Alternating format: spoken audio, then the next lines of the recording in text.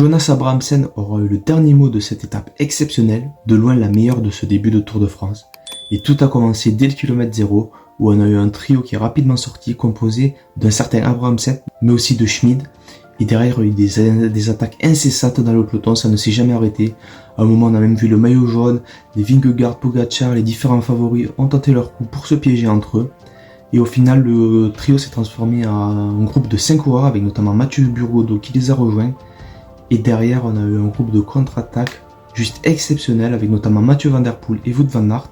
Il y aura eu donc un bras de fer entre le premier groupe et les poursuivants durant toute la fin de cette étape. Une fois dans le final, on a eu une attaque de Abrahamsen et Schmid qui sont partis tous les deux tout seuls dans les côtes en fin d'étape. Et Mathieu Van Der Poel est parti lui de plus loin en solo pour essayer de les rattraper. Et alors qu'on allait se demander si le duo allait se faire rattraper par Mathieu Van Der Poel, entre temps il y a Tadej Pogacar qui a chuté.